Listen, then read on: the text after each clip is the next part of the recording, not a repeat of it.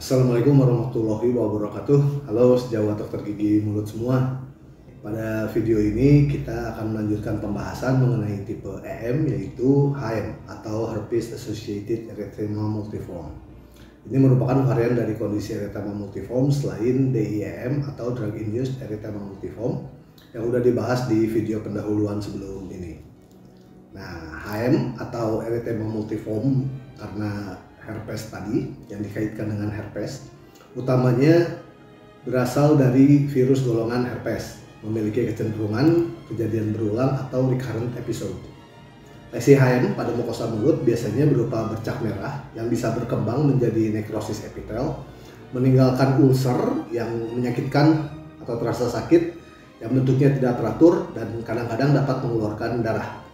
Ulkus ini dapat terjadi di mana saja di mukosa mulut, tapi paling seringnya terjadi di mukosa labial, mukosa bukal, lidah, dasar mulut, dan palatum mulut atau langit-langit lunak.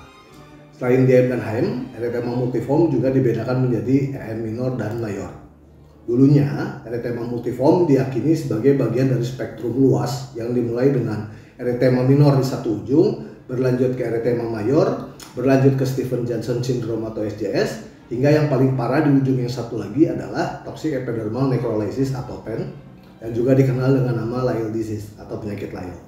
Tapi sekarang Stevens-Johnson syndrome dan TEN dianggap sebagai penyakit yang benar-benar berbeda dan terpisah dari spektrum tersebut, sehingga erythema multiforme sekarang hanya mencakup erythema multiforme minor dan mayor. Nah, sekarang udah pada tahu sedikit lebih banyak tentang erythema multiforme, terutama penyebab dan lesi khas untuk penegakan diagnosanya kan? Cakep.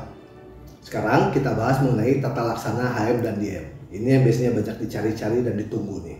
Kalian masih ingat kan kalau diagnosis erythema multiforme itu didasarkan pada ruam kulit klasik atau gambaran lesi yang disebut lesi target di kulit dan pengerasan kulit hemoragik di bibir serta ulcer mukosa mulut.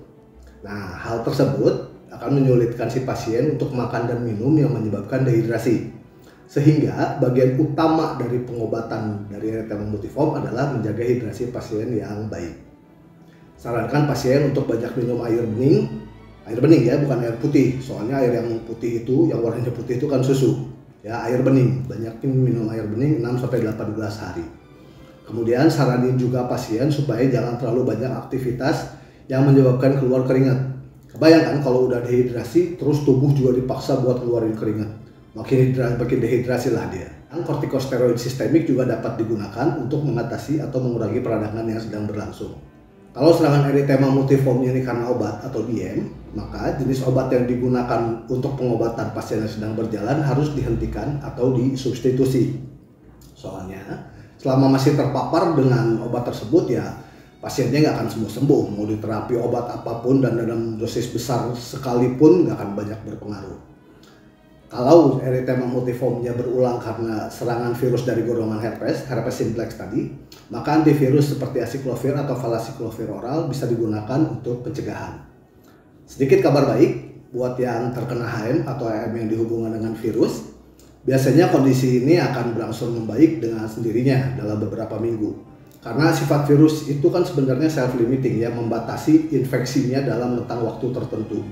Jadi dibiarin aja asal hidrasinya cukup, kondisinya akan membaik dengan sendirinya.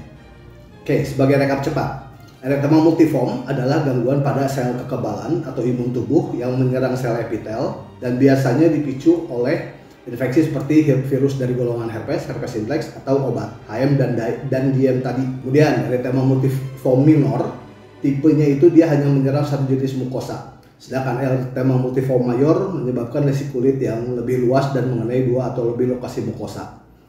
Mukosa ini kan ada mukosa mulut, mukosa mata, dan mukosa kelamin. Erythema multiforme ini juga menyebabkan lesi khas yang disebut dengan target lesions, kemudian bibir berkerak atau hemorrhagic crust. Jadi yang paling penting adalah menghilangkan faktor pemicunya jika ini dipicu oleh obat.